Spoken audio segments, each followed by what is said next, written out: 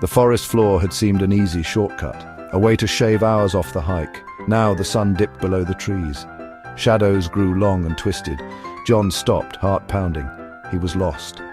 He spun around, searching for a familiar landmark. Nothing. Just endless trees, their branches intertwined, blocking out the sky. Panic welled up, threatening to consume him. He had to get a grip.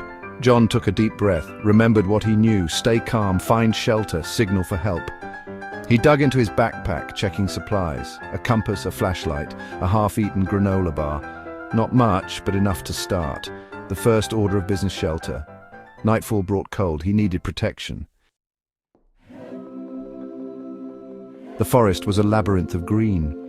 Towering pines stretched towards the sky, their needles forming a dense canopy overhead. Sunlight struggled to penetrate, casting the forest floor in perpetual twilight. Strange noises filled the air: the rustle of unseen creatures in the undergrowth, the distant call of a bird, both beautiful and eerie.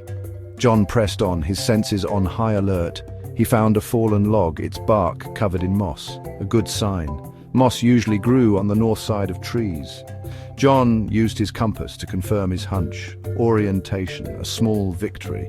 Now to find shelter before darkness fell completely. Days blurred together. John rationed his food carefully, each bite a precious commodity. He collected rainwater in broad leaves, his thirst a constant companion. The forest, once intimidating, now held a strange beauty. He learned to read its signs, followed animal tracks for sources of water, built a fire using friction, the smoke a beacon of hope. He even crafted a makeshift spear just in case. There were moments of despair, times when the silence was deafening, the loneliness overwhelming, but John clung to hope. He would be found. He had to be.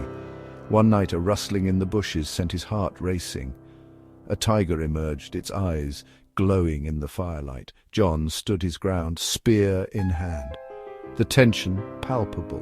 After what felt like an eternity, the tiger retreated, leaving John to exhale in relief. Another day, a bear wandered into his camp, its massive form casting a shadow over him. John used the fire to scare it away, the flames flickering as the bear retreated. Snakes slithered through the underbrush, their presence a constant threat. He crafted barriers to keep them at bay, his resourcefulness a testament to his will to survive. The whirring sound cut through the stillness. A helicopter. John scrambled to his feet, his heart pounding in his chest. He had been running from a group of cannibal people, their presence a constant threat. Grabbing a burning branch from his fire, he waved it frantically in the air. The helicopter circled overhead, then slowly descended. John broke into a grin, relief washing over him in waves. He had made it?